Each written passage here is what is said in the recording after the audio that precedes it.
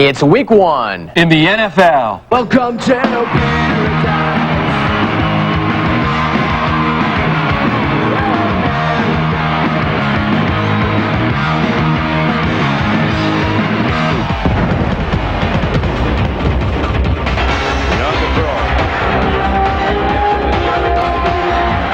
The Niners began defense of their world championship today. Jerry Rice around the corner and into the end zone, and we're off and running. Good evening, everybody. Live from Studio 7 in Hollywood, California.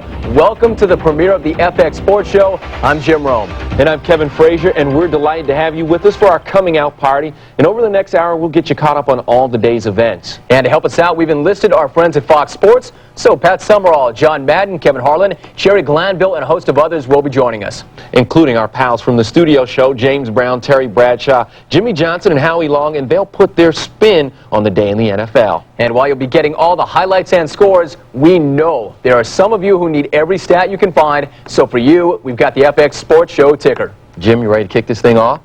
I'm ready. All right. After a questionable preseason, many were wondering if the 49ers were ready to defend their crown. Heading into the opener in New Orleans, the Niners had concerns with their running game, but with Steve Young to Jerry Rice connection intact, somehow you just know those problems aren't that overwhelming.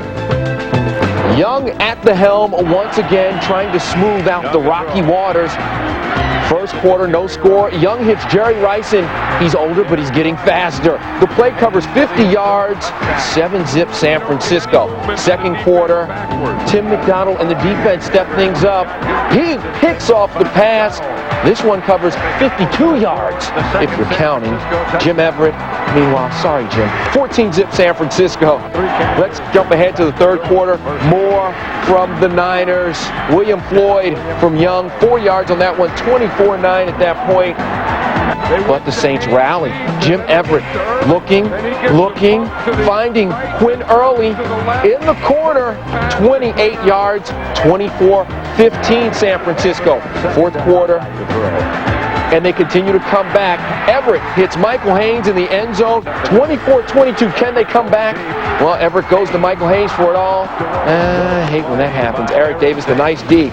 San Francisco's holds on, 24-22, the 7th win in a row versus an NFC West opponent for the Niners. For more on the game, let's head out to Pat Summerall at the Superdome for his insights. Well, John, the 49ers win by 2. We heard from the Saints, talked to Jim Mora yesterday about the Saints' new, young, aggressive defense and the fact that he feels very confident about the offensive people. Yeah, I like that aggressive defense. They went from a 3-man line to a 4-man line this year, and I think they're going to be tough, and especially when they play here in the Dome, because you're not only playing that defense, but you're playing that crowd. And Steve Young of the 49ers got shaken up a bit just before the half, came back after Elvis Grbac took over. How much would the 49ers over a long stretch miss Steve Young? I don't think they'd be in the Super Bowl without Steve Young. I mean, Steve Young was the MVP in football last year. He was the MVP of the Super Bowl. He's their top player. I mean, he's their leader. They need him. Now, I think if he were to get injured and miss a game or two, I think Elvis Grbac is good enough quarterback with this team that the 49ers could still win. I don't think the 49ers obviously are where they were at the end of last season, but I think as we watch them here at the beginning of the season, I think they're about the same place they were at the beginning of last season. After all, they won the contest, and they are the defending world champions. Now let's go back to the studios in Hollywood. Thanks, gentlemen. A pleasure to have you with us, offering your insights. We look forward to seeing you next week. This game pretty much provided exactly what you'd expect from the 49ers. They struggled, but they still found a way to win. Yeah, and the Saints, as usual, still found a way to lose. Meanwhile, two teams that we never know what to expect from met up in the Windy City today as the Vikings and Bears played some traditional NFC Central smash mouth ball.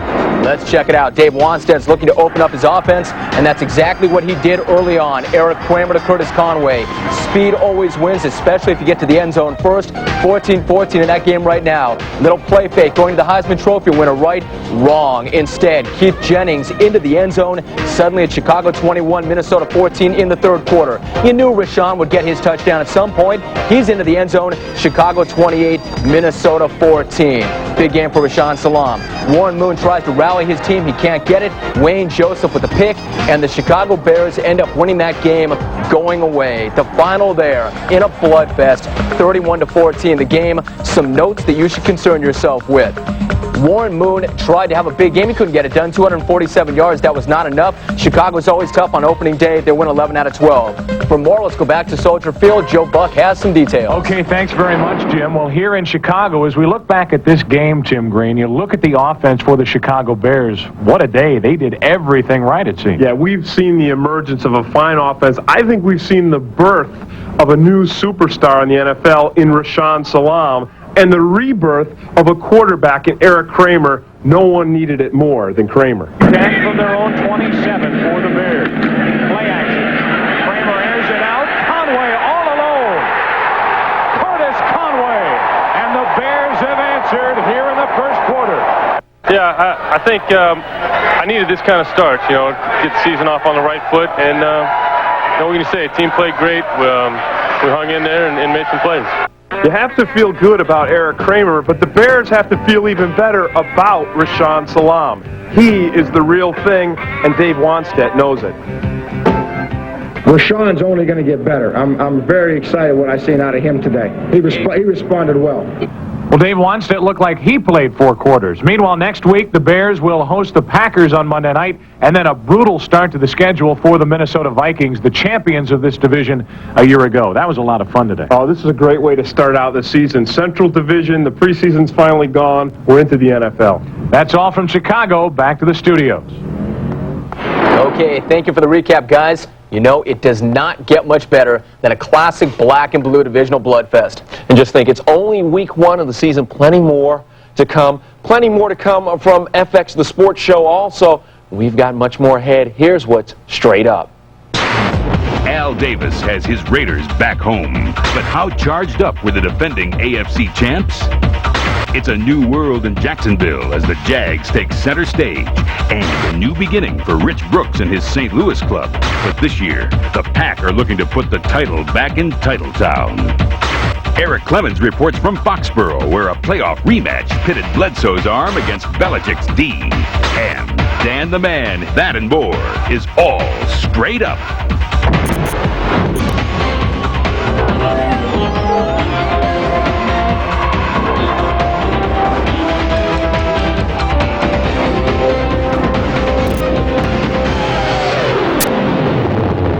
Back in Oakland, Al Davis and his Raiders are looking to recapture their past glory and eliminate their commitment to mediocrity.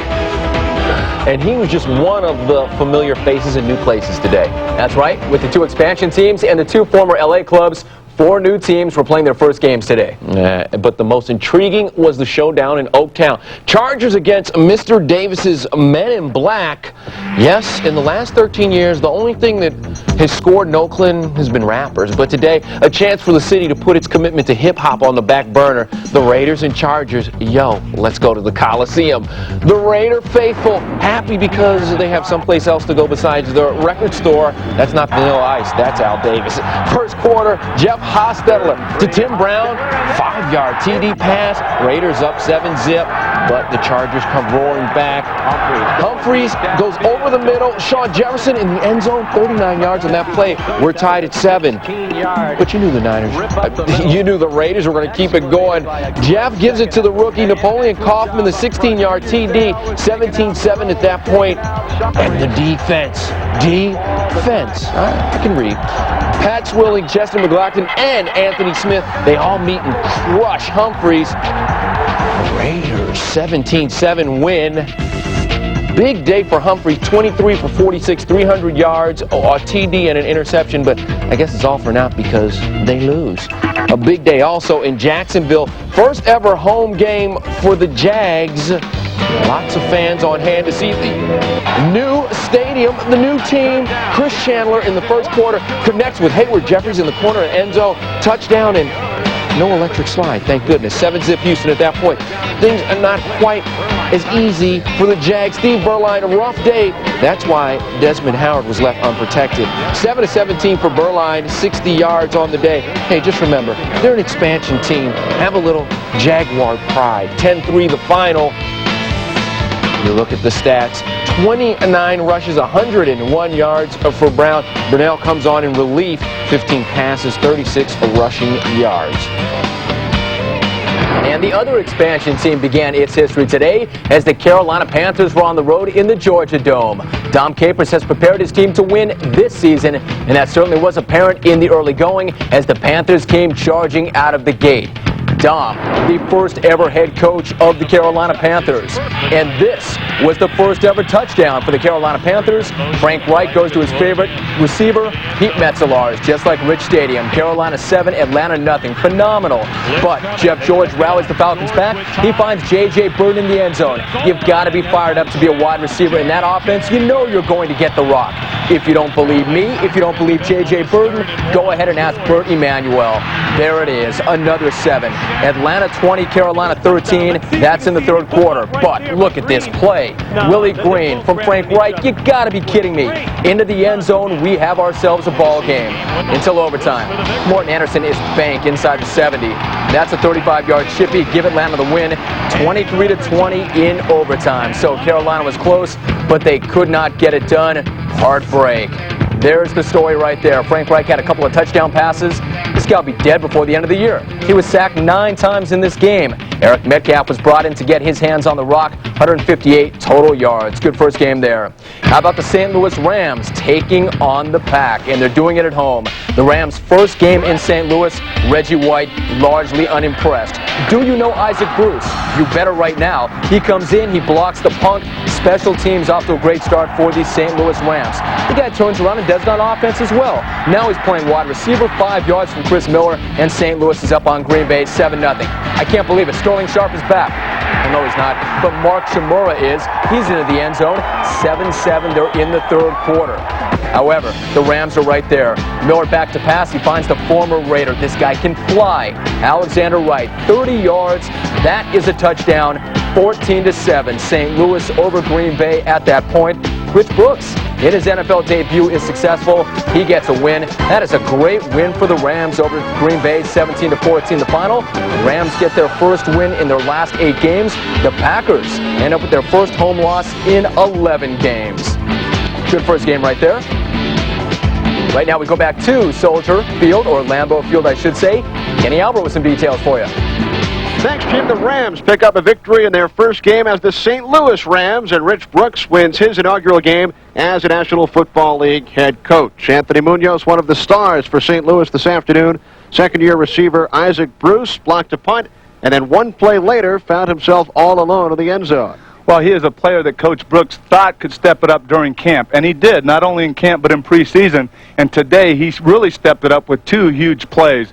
Well, on the other hand, the running game did not look too good. They had a lot of concern about it coming into today, and it was a disaster. They benched Jerome Bettis, put Leonard Russell in there. They only had 54 yards rushing. And Jerome Bettis held to just 4 yards on 7 carries. Now on the Green Bay side, quarterback Brett Favre threw 3 interceptions. And next up for the 0-1 Packers, the Bears in Chicago next Monday night. Well, the Packers should be happy about the way their defense played. They progressed nicely today. No worries there. If they continue to play that way, they're okay. It's the offense, the mistakes. They're playing a Chicago Bear defense that doesn't make a whole lot of mistakes, so they can not afford to do the same things they did today in order to beat the Bears. So the final score from Lambeau Field, the Rams over the Packers, 17-14 in the season opener. Now let's go back to Hollywood. All right, Kenny, I mean, we're just as dumbfounded as you are about the Rams running game. I mean, if I'm Rich Brooks, I am freaking out about Jerome Bettis. This guy used to run over people like a freight train, but what we saw today tells you a lot about his preseason holdout. Oh, yeah, and how about the reaction about the Gatorade shower? Easy, Rich. Get another shirt. Scary thing. Anyway, while many of the so-called experts figured today's matchup in Foxborough to be a preview of the AFC Championship game, well, I guess that could happen if Dan Marino, or maybe if John Elway, or maybe if Hoss, or maybe if Stan Humphries get hurt. Nonetheless, it was a chance for Bill Belichick to match wits against his good old friend and mentor, Bill Parcells. Eric Clemens has the story from Foxborough. We saw one you'd come to expect between two playoff contenders out here at Foxborough Stadium. The Browns, led by Vinny Testaverde, made the big plays early, but the Patriots made the big plays when they counted most. Vinny Testaverde was masterful in the first half, going 13 of 15 for 179 yards and 2 touchdowns, both to Michael Jackson. This 70-yard catch and run away from Mo Hurst put Cleveland up 7-3, but the duo waited until late in the half to strike again. This time, Testaverde threw it up high, and Jackson out-jumped Hurst in the far corner for a 14-6 Browns advantage at the break. Numerous drives into the red zone had produced just 3 field goals for the Patriot offense, but Drew Bledsoe and company finally got it going on their final possession of the game. Sam Gash was left uncovered, and 30 yards later, the Pats were in business. Then Bledsoe found All-Pro tight end Ben Coates, who bowled his way for 9.5 more on a key 3rd down and 10. That set up this 4th down quarterback sneak on which Bledsoe gained an inch more than he needed to keep the drive alive. Rookie Curtis Martin got the most important of his 102 yards on the leap and reach, and just like that, the Pats had a huge victory on opening day. Parcells always talks about coming through at the end, and picking it up as a team and gathering up for that last punch or that last drive. And that's what he's been coaching us to do, the coaching work today. When you're playing a good team like Cleveland, a lot of times the game will come down to just that. I mean, just to that much. You win it or you lose it. So, fortunately, that inch went our way today. Well, results are always important, but as I said, you got to keep it in perspective because there are 15 more games to go, and a lot of things can happen. So the 17-14 victory, very important to the developing psyche of these young Patriots. They'll be sky high again when the defending division champion Dolphins invade Foxborough Stadium next week. The veteran Browns are disappointed but not devastated by this loss. They'll play their home opener next week against the Buccaneers at Cleveland Stadium. Reporting from Foxborough, I'm Eric Clemens. Thanks, Eric. Good game. A little revenge for the Pats, and it's got to be a confidence builder for Bill Parcells' team. I'd say, Ken, when you consider they have Miami and San Francisco still to come in the next 2 weeks, that is a huge win. And what about the rookie? Oh, he looks so strong, Curtis Martin. The Pats need to take some pressure off of Drew Bledsoe. They need that running game. Martin might be the guy to do it. Yeah, well, we heard from some of the players in that game. Here's some more locker room reaction as we check out who was on the mic. Didn't paint a Rembrandt today, but we got an NFL win. I came from the University of Washington, where we averaged like 72,000. But most of the fans up there, they're great fans, don't get me wrong, but most of them are in suit and tie, and they're not crazy like the ones here. It might be the alcohol, though. And then you see some of the Raiders of old coming in. You start to get a good feel, for what it must have been like. Now, Los Angeles might not have a football team right now, but both of the former teams from Los Angeles have big wins today. We'll be back on the mic a little bit later on. Yeah, but first, more games, more highlights, and a lot more information, including the Colts and Bengals at the RCA Dome, where Marshall was running on empty in Indy. Meanwhile, Barry Sanders got his mileage against the Steelers. Was his effort enough? We'll be back. Super Bowl. That said, both began their seasons looking for indications of where they're headed. Rich Kotite, yes, he's starting over. How is he starting? Well, not too well. The AFC's East worst nightmare, a Dolphins running game. Bernie Parmalee scores on a 24-yard run, 7-zip Miami. Still in the second quarter. You knew sooner or later Dan Marino was going to get it going. Looking and finding Irving Fryer for the money, 4 yards out, 14-0 at that point. That's the way it was at the break. In the third quarter, Dolphins up 28-14. Troy Vincent picks off Boomer Esiason. 68 yards later, it's going to be a touchdown no matter who chases them.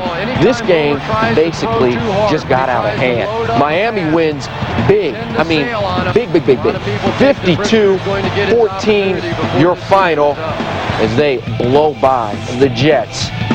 You see, it's the worst loss since 1986 when, for the Jets, since 1986, when Miami did it 45-3. The Dolphins also most points scored in 18 years. All right, let's move on to a little nighttime action in Denver. The Bills and the Broncos. Mike Shanahan, he also is making his debut. Things a little bit better for him. First quarter, Broncos up 3-zip. Jim Kelly, who do you think he's looking for? Well, of course, Andre Reed, pay dirt, 7-3, Bills lead. Second quarter, Jason Elam nails a 52-yard field goal. 5 field goals for Elam on the day. That ties a Denver Broncos record. Third quarter, Broncos D, look at them. They stop Carwell Gardner before the goal line.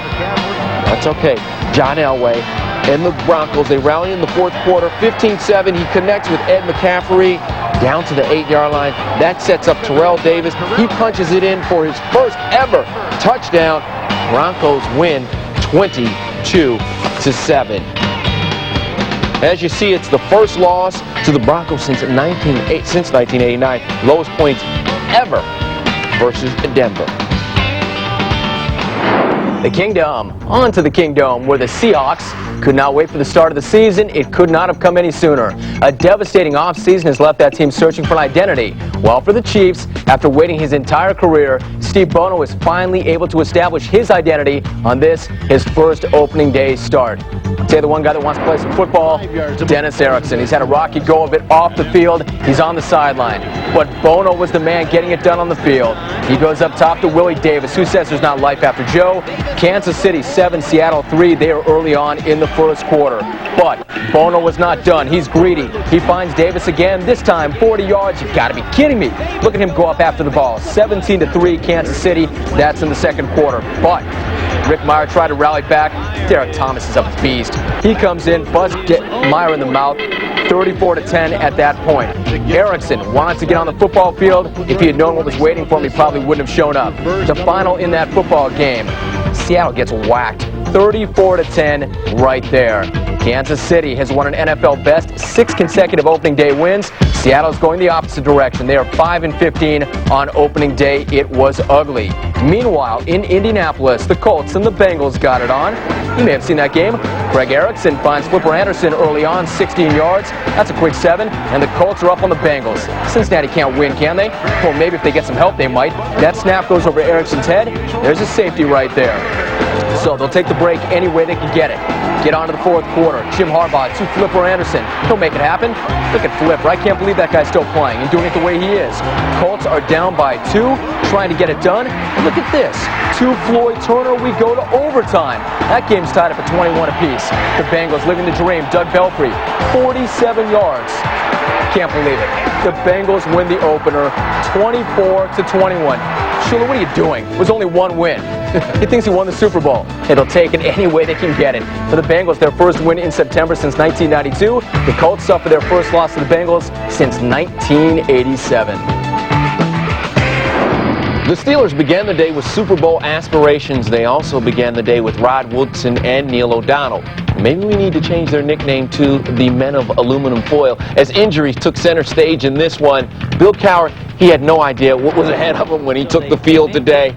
First quarter, the nice little swing pass to Barry Sanders. A short pickup, but that's not the big deal on the play. I'll get to that in a second. Impressive first half for the NFL rushing leader. 11 rushes, 66 yards for Barry, but the problem, all-pro corner Rod Woodson out with a torn ACL. He won't be back at all this season. Second quarter, Scott Mitchell to Perriman in the back of the end zone. Detroit up 10-6 at the break. Third quarter, Steelers start to roll.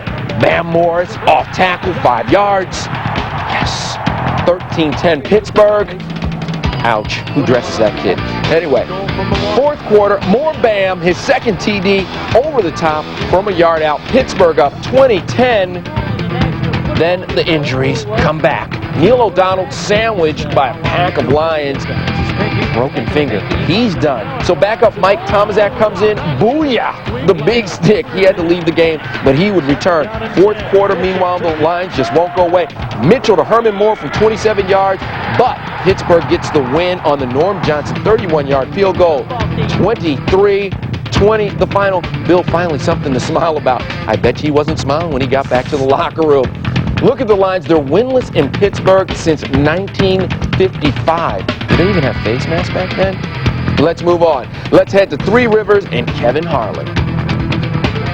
All right, Kevin, thank you very much. Jerry Glanville, what a tremendous win to begin the season for the Pittsburgh Steelers. It's a crime anybody had to lose. Two good football teams fought hard, played hard, well coached, got after it. Somebody had to lose and went down to the last play with a field goal. A lot of heroes, and Pam Oliver is standing by with two of them. Pam? That's right. I'm the lucky one today. Let's talk to Norm Johnson first of all. With everything you've been through, you come in here, you're the hero of the day. Oh, I'm not the hero. Hats off to my teammates. We overcame some injuries. They just got me in position at the end. I mean, it was a great drive by the offense, and our team really battled today and overcame a lot of adversity, and I was just fortunate enough to have the opportunity at the end to put some more points on the board. Congratulations. I'm sure we'll see more from you. Let's move over now to Mike Tomczak. How you feeling, first of all? Well, not as good as I did at the start of the game, but it's a physical sport, and I'm just very fortunate to come out with a victory today. What happened on that one particular play where you just got the stew knocked out of you? Well, obviously, I'm a marked man when I have the ball in my hands, so I didn't see the guy coming off the backside, and I was looking downfield, and that's when I got cold cocked pretty good. All right. Thanks a lot, Mike. Okay. Appreciate you joining us. Let's go upstairs. All right, Pam, thank you very much. They lost the starting quarterback, Neil O'Donnell. It was a costly game injury-wise for the Steelers today. I think the strength that we saw was Detroit switching to the 4-3. They could pressure him all the time. Detroit also did a good job on the two outside linebackers, all world guys for the Steelers. But the Steelers found a way to do it when they were injured and they were hurt. It was an exhilarating game in front of a packed house here at Three Rivers Stadium. 23-20 the Steelers. Let's go back to the studio. All right, thanks, guys. And you know Pittsburgh was thinking Super Bowl this year. Let's face it, winning a Super Bowl with Neil O'Donnell is questionable. Winning one with Mike Tomczak is doubtful. And winning one without Rod Woodson is impossible. Yeah, I mean, Rod's not only the playmaker, but he's a leader, and he's one of those guys who this franchise is built around, and he happens to be the best corner in the league right now. Speaking of teams in need of a game breaker, the Cardinals and Skins hooked up an RFK. Norv Turner drafted Heath Shuler, believing that he was the next Troy Aikman. Shuler's just trying to get the fans off his back and prove that he was not a wasted draft pick. He's got a lot of work to do, unfortunately. Turner looking for that big win today. Buddy Ryan doesn't want to let it happen. Let's see exactly what did happen. I found the next Michael Irvin. It's this guy, Michael Westbrook. End around. This guy will go for daylight. 58 yards. He's big, he's strong, he's fast, and he can get it done. He's into the end zone. Redskins up on Buddy, 10-0 early on. Dave Craig, finally a quarterback that won't go brain dead for Buddy. He makes the right decision. He finds Oscar McBride, 10-7. The game right there. Shuler is out of action. Next, Troy Aikman. How about the next Jason Garrett? He has a bad shoulder, and they are a mess. Who cares? Gus Farad comes in. He's got a bomb up top to Leslie Shepard. 73 yards. Good night now. 20-7. The Skins were up in that game. But Farad knows that he's got a chance to play football if he keeps making the plays. The fans love Gus. He's back to pass. He finds Scott Galbraith wide open, and the Skins end up whacking Arizona 27-7. What a mess for Buddy Ryan to lose that game. Let's see what happened. The vaunted Cardinal defense allowed 463 yards. That is a mess. Redskins get their first win versus a divisional opponent since September of 1993. Meanwhile, in Philadelphia, Ray Rhodes and the Eagles taking on the Buccaneers. Ricky Watters coming back home. He wants the rock. Give it to me now. No way Philadelphia can lose this game, right? Well, nobody told that to Trent Dilfer. He's got a favorite target, Horace Copeland. That one measured 64 yards. Tampa Bay's looking to pull the shocker. They're up early on, 7-3. Dilfer's smart. He spreads the wealth around. This one goes to Jackie Harris into the end zone, 12 yards. Tampa's up 14-6. There is no way Sam Weiss is going to win this game, right? Absolutely not. Eric Rett found his shoulder pads. He busted right up the gut. Tampa 21, Philadelphia 6. This is unbelievable. It's a final, and they are screaming in Philadelphia already. Look at Tampa Bay's defense. 5 sacks after getting only 20 last year. The Philadelphia Eagles have a devastating loss. He ripped up his knee. He is done for the season. And here are some other injuries. You know, at this time of year, coaches are cringing when they see the list so long. And welcome back to the show, everybody. Some nervous times on the sidelines as coaches were watching players drop like flies. But that wasn't the only emotion happening on the field. We saw some really weird plays and some stranger reactions. And that brings us to the most bizarre thing we saw all day. It's time for What the was he thinking? All right, here's the scenario. You're the Philadelphia Eagles. You've got a new coach, a new offense, and what most of us thought was a new tough winning attitude. You start the season at home, and you're playing the Tampa Bay Buccaneers. So what happens? You go out and get worked. Now here's losing quarterback Randall Cunningham, obviously overcome by the devastation of the loss. So much so that he poses for a picture with winning quarterback Trent Dilfer. Randall, what the were you thinking? I got to agree with you on that one, Jim. Plain strange. I mean, it was strange, but I do want you to know that we did have a close second here in the FX newsroom, and that was David Shula's whole Pop Warner routine after the Bengals downed the Colts today. Well, we're going to take a closer look at the Bucs win over Philadelphia, and for that, we are going to take you to cyberspace. That's right. While Jim and I bring you most of the information, for certain things we've got to go to our resident know-it-all. Ladies and gentlemen, it's time to welcome to our show our favorite know-it-all and statistical wizard, Simon the Geek. Good evening, gentlemen, and I hope this won't take long as I'm preparing my new CD-ROM, everything that has ever happened on any football field anywhere. Geek, I'm sure that will be a real hot seller. But what do you think of the Eagles losing to the Bucs? I don't think anything of it. I just look at the stats because they don't lie. Let's compare the rookie Trent Dilfer to the veteran Randall Cunningham. While their final yardage isn't that far apart, you see how much more efficient Dilfer was with his passes. Only 11 completions, but he throws for over 200 yards. 155 of those yards went to Horace Copeland. But as any football expert will tell you, for young quarterbacks, having a receiver on your team that you know you can go to is what will make success come sooner. So, Geek, do you think we'll see a big year from Trent Dilfer? I don't predict anything involving human emotion, but what I will say is that Sam Weish has his future as a head coach riding squarely on the shoulders of Mr. Dilfer. So if Dilfer continues to put up stats like the ones he did today, then he'll never have to worry about his car being washed because Weish will be over every Monday to take care of that for him. It'll be a Weish wash. All right, Geek, we want to get your thoughts on tomorrow night's game between the Cowboys and the Giants. It's actually quite simple. Cowboys, Giants, Monday night can only mean victory for Dallas. Dating back to 1971, the Cowboys have won all 4 of their Monday night games against the Giants. Dallas also possesses the best opening day record in the NFL, winning over 75% of those contests. On an individual basis, Emmitt Smith has not lost an opening day game since he has been in the league. Now, some of you geek wannabes might say, wait a minute, Washington beat Dallas in 1993. You're right, but don't blow your mainframe. Emmitt did not play in that game due to contractual difficulties. All right, Geek, thanks for the input. We'll be watching that closely. And the Geek will be with us each and every week with his informative look at the NFL. Earlier, we gave you the story from Soldier Field where Minnesota visited Chicago. But for one member of the Vikings, football is just a small part of his life. Oh, yeah, that's right. Defensive tackle Ezra Tuaolo is a gargantuan man with a voice as sweet as sugar. We caught up with this aspiring vocalist at Paisley Park Recording Studios this week, where he's working on a new project. He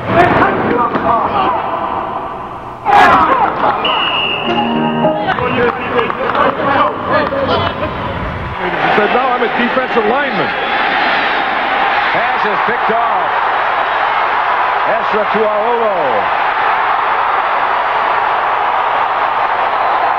I think I first began to sing, my mom made me sing in church. Ezra. Ezra. Please don't stop me. Okay, he's on 1. My mom encouraged me. You have to remember to sing to somebody. Mine is going crazy. What do I do? Tell me what can I say? Well, come on, baby, help me through this maze. My life is in a daze because I'm in love with you. Well, when I was a rookie, I got drafted by Green Bay. To sing the anthem at that game, it was incredible.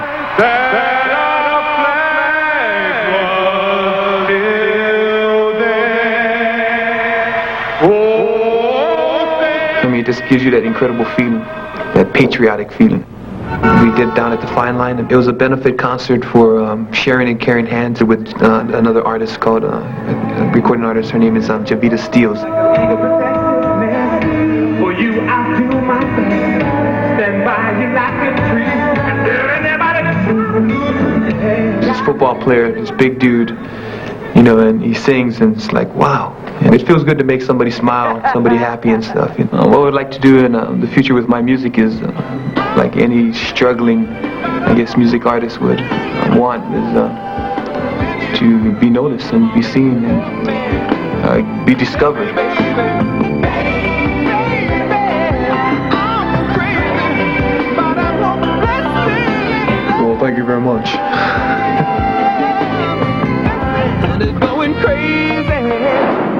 Dude has some pipes.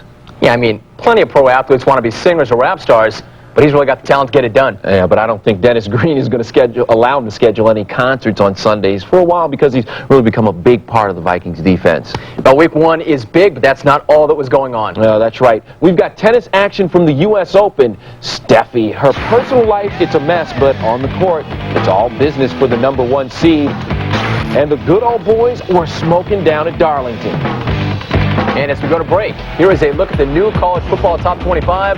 Notre Dame is just hanging on after yesterday's choke against the juggernaut that is Northwestern. We'll be back.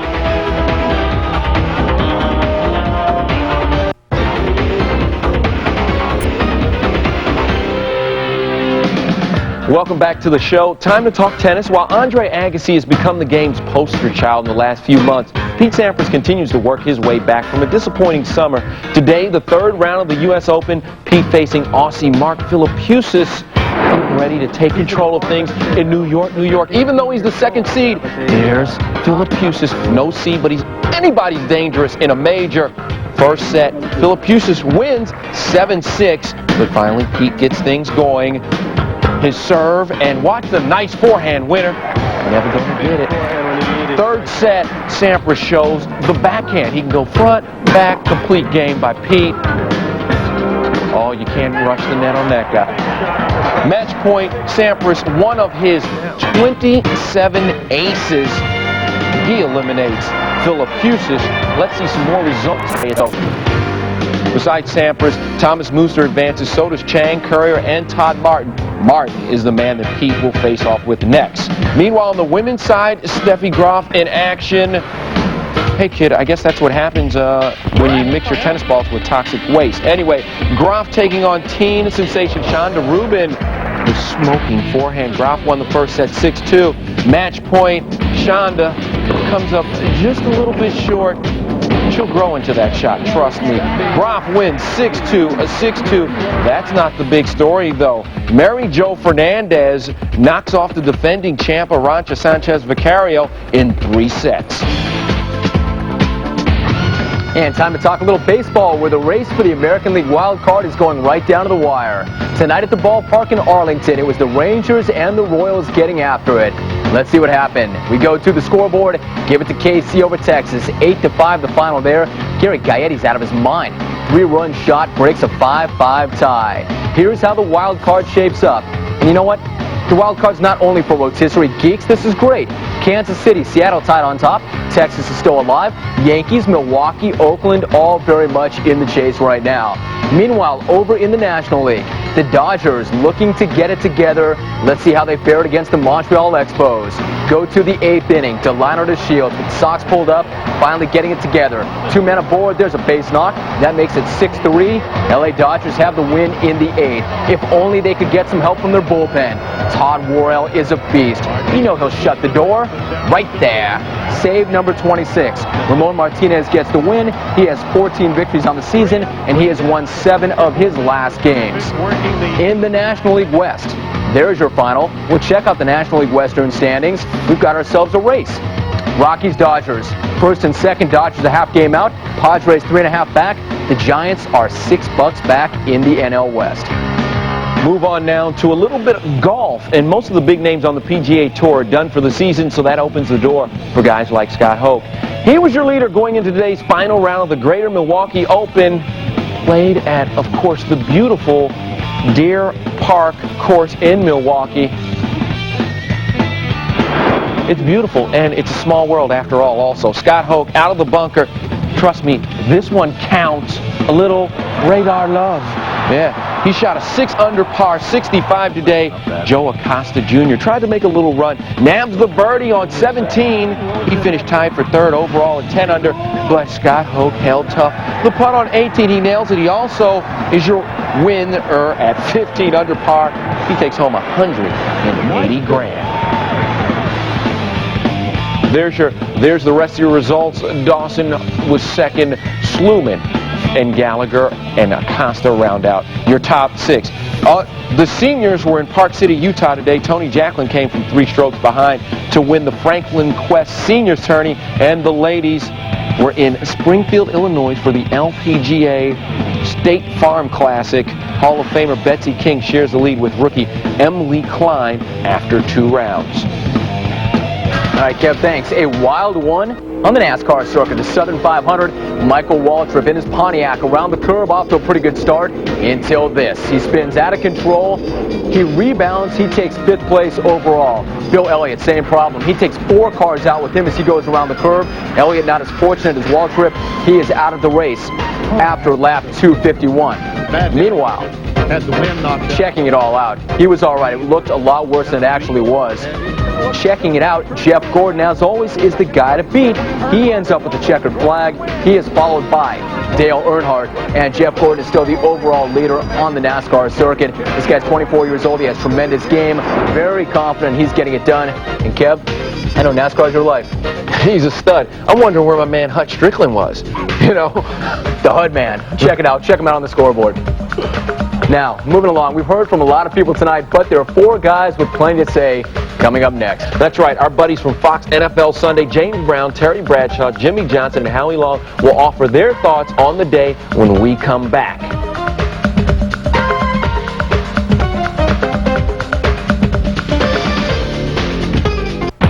End of week 1 means it's time to gear up for week 2. Here's a look at the early line for next Sunday's NFL action.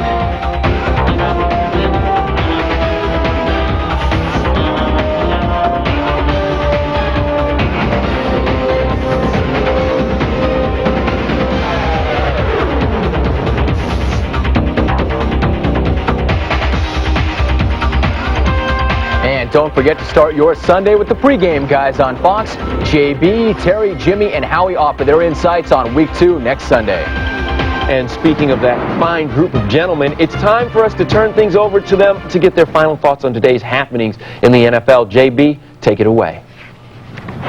All right, Kevin, thank you very much. And it was indeed an exciting opening day of regular season action in the NFL. And you know what? Not a disappointing day at all unless you happen to be Philadelphia or Arizona fans. Washington looked good today, Jimmy. Well, I think Norv Turner really did an outstanding job of putting some players together, bringing in Terry Allen as a free agent. He rushed for 131 yards today. First Redskin back to rush for over 100 yards since 1989.